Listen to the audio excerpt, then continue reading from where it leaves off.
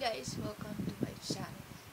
So guys, ngayon is sasabihin ko sa inyo kung ano yung naging favorite pickup ko ngayong 2020. So, yung iba is mga bago ko nabili. Tapos, yung iba is maaaring dati pang pickup. So, pero bago yan, sa makeup remover muna. Yan. Ito yung first time ko naranasan na wipes na for makeup for makeup wipes talaga. Ito siya sa BLK Fresh Wonder Melons. Yan. At nakadalawa na akong ganito. So, ito nga, nandito po yung isa. Hindi ko pa tinapos yung packaging niya. So, itong makeup wipes na ito, ang ganda niya guys. Hindi ako nahirapan sa kanya mag-alis na makeup. So, yan mo lang, tapos gano'n mo, wala na, alis na. Yan. Ganda nito, favorito ko to. Yan. Meron kasi ako nasubukan na makeup wipes na siyempre pregnant sa igagana mo, medyo matagal mo onti, diba? Nagmamelt din siya. Ang kaso lang hindi niya namamelt mabuti. Talagang makita mo, naiwan pa yung makeup mo dyan. At kahit anong sa kanya, ganun.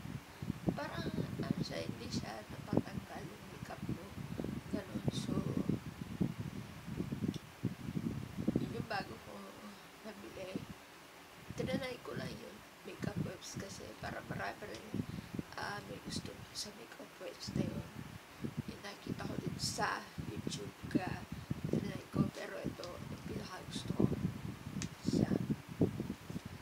So, pagdating sa face, yung karaniwan kong gamit nito is ito yung gamit ko, tapos bago lang kasi foundation ko guys yan. Siya, paubos na siya.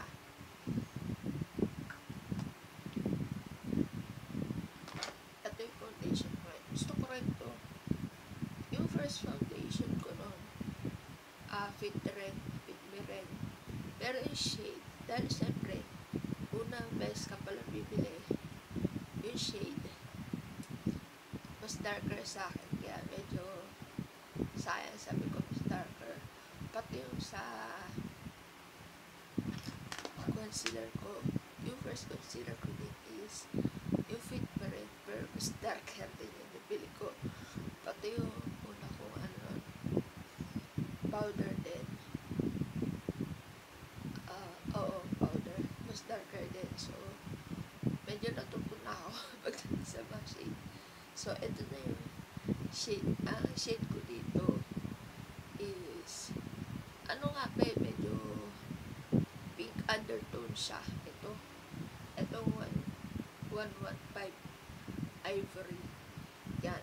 Kasi yung shade ko dati is yung Classic Ivory. Yun. Mas darker. Gusto ko siya. Tinatay ko lang ng ganito. Kasi pag bumila ako ng malaki foundation, hindi ko siya nauubos. Na-expire lang siya, gano'n. So, sabi ko, ito lang bibili ko, maubos ko, gano'n. Hindi masayang. Dalawang foundation na yung nabili ko na expire. Siyempre, hindi ko gagamitin yun. Kaya ito yung bibili ko. Marami din siyang laman. Yan. Pero sa una, siya, kahit di mo siya i-push mo gano'n, dahil lumalabas yung foundation niya, siguro gano'n. Yan yung mga favorite foundation at saka concealer. Yung concealer ko lang, hindi ko masyado gustuhan talaga yung sa Fit Me, pero tinay ko ulit at okay na to. Ang ko naman dito is then like yung shade ko dito siya. Pagdating sa powder, ginagamit ko is trinay ko to. Yan, ano to?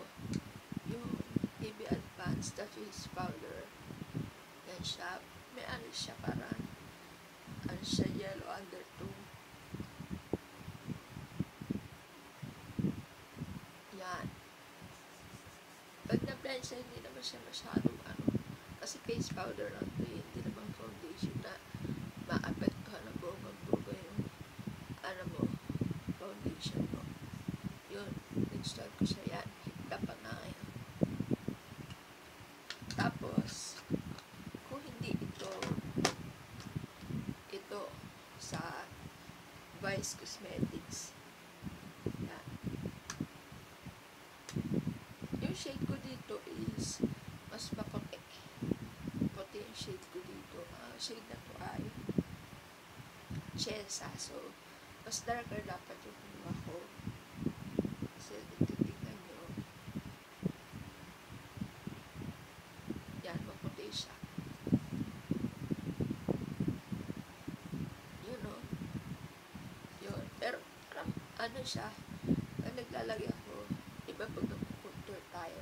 So, dito ko siya nilalagyan para mas, ano yung contour, mas ma-define pa na. Yun yung mga powder na ginagamit ko. Yun, pang set. Tapos, pagdating naman sa contour, o bronzer, contour o bronzer, bronzer. Ito yung nagustuhan ko, itong Advance. EB Advance Face Trio. Ang shade nito ay Fit. Yun. Meron siyang pang contour na ano na, paus na gamit ko. Tapos ito blush on na. Maganda itong blush on na. Tsaka parang hindi siya mahirap i-apply. Yan, hindi masyadong kita, no? Maganda yung blush on na. Tsaka ito, highlighter. Hindi ko masyadong naggamit ito highlighter niya. Yan. Tapos, ito, nabili ko sa Bench Beauty na pang bronzer din. Ito bronzer. Yan. Tapos dito pala siya na-ikat. So, malaki rin siya. Ha. Nagustuhan ko rin ito. Kaso na minsan pag yung makeup ko nakakalimutan ko. Yan, maganda rin siya. So, bronzer. Pagdating sa blush on naman, ito yung paradiwan na ano, nagagamit ko sa blush on. At saka yung blush on ng Face Trio. Yan, kasi itong isa ay pear. Ito si pear, yung blush on niya is pink. Yan. Tapos meron na rin siya kasama highlighter, pero iba yung ginagamit ko highlighter. At naman isa, si Diad. Ito naman, ano siya, reddish. Yun. Pwede siyang parang pang ano, anong tawag dito?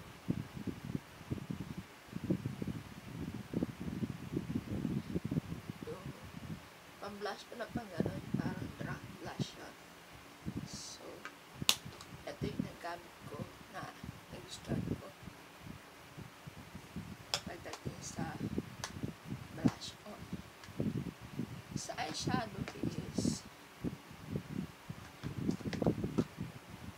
ito, yung Sunset Dream. Yan. Hindi ko inaan siya pinakaano din, guys. Ito, para hindi siya nadudumihan. Kasi pag ano ka, eyeshadow ka, yung pinaka-eyeshadow is natatanggal, diba? lalagyan ko pa rin ito para yung pinaka salamin niya at saka yung niya rito packaging na is hindi siya nagpunihan. Next, pagdating sa eyeshadow, ito yung nagustuhan ko na yung sa Caroline kasi colorful siya. Yan.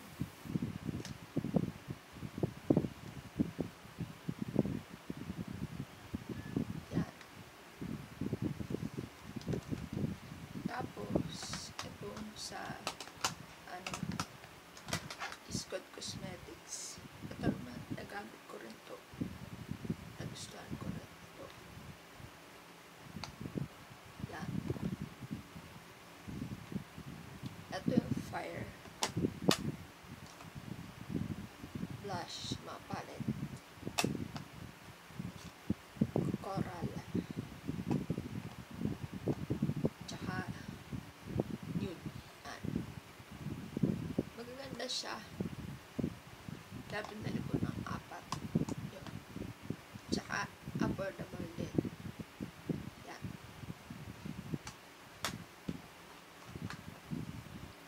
But sa highlighter naman guys, ay pala ito. Ito yung shadow nito. Na Beauty 21 Vice. Yan. Bumili talaga ako kasi gusto ko yung BTX. Yan. So, ito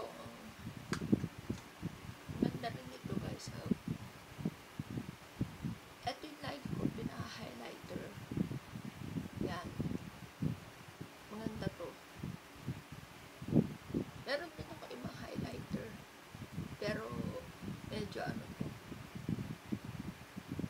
Yung highlighter nito, para medyo siya kita-kita gano'n.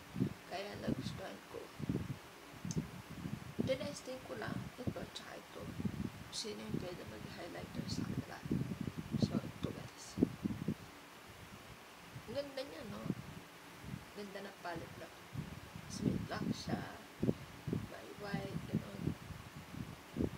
Ito parang may reddish brown. Ito yung dark brown. Yeah.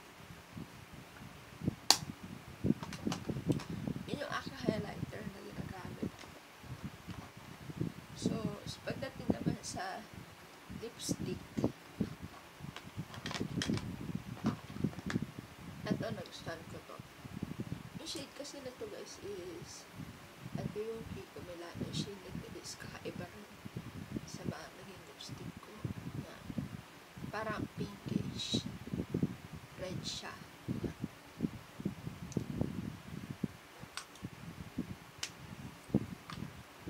Next is eto sa Maybelline na Nude Shop. Ganda rin ito.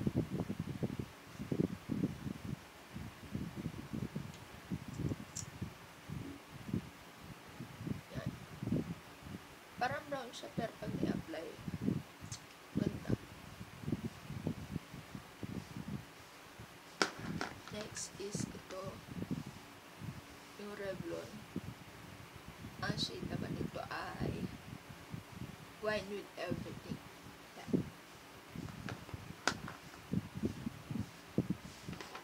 Next is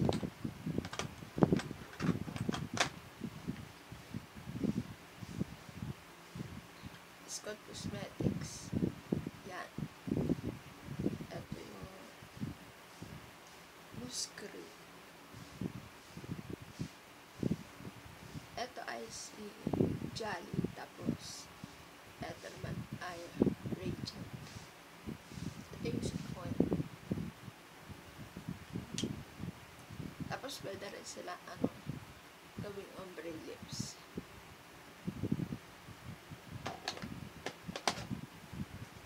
Tsaka ito.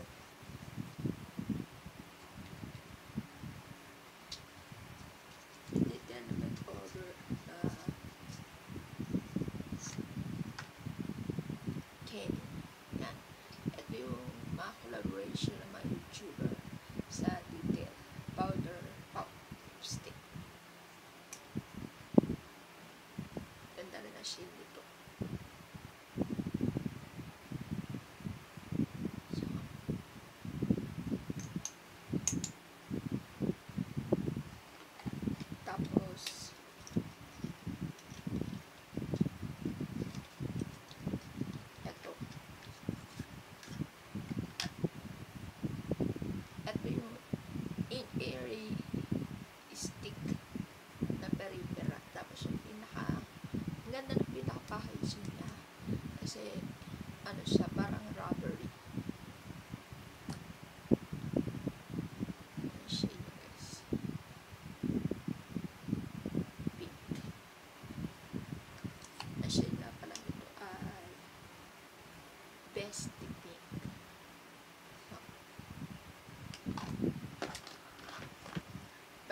pala sa pangkilay. So, meron ako pangkilay. Ito, dalawa. First is, ito, EB Advanced Brow Define with Paddle Brush. Yan. Kasi yung shade nito, yung isa ko nakuha nun, sakto yung shade. Itong shade nito is, medyo red. Yan. Ay, hindi ko muna siya ginamit. Red siya. At saka ito, crease, brown liner, and mascara.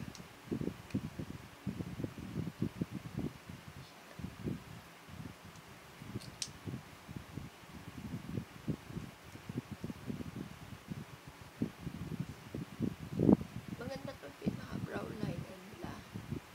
Kasi ang lip lang nung is-bully niya. Tsaka hindi siya nakakatusok.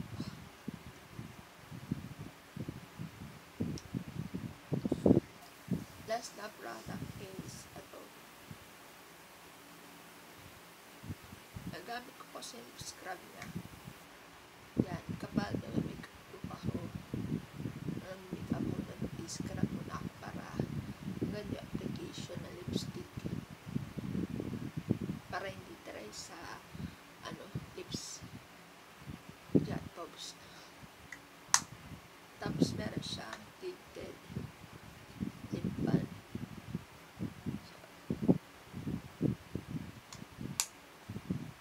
And guys, yung mga naging favorite ko 2020 ngayon na mga makeup na talagang ginagamit ko. So, hindi na ako yung parang monthly favorites, gano'n. Hindi na. Para, ngayon ko naisip. Tapos, yun. Para, pag binabalik ako yung mga makeup look, yung mga ginawa ko, yun. Kabisado yung mga ginagamit ko, gano'n. Yan guys, gusto ko lang i-share sa inyo mga favorite ko. So, like nyo ba kung video at mag-subscribe po kayo sa akin channel yan. Happy New Year guys. Bye guys.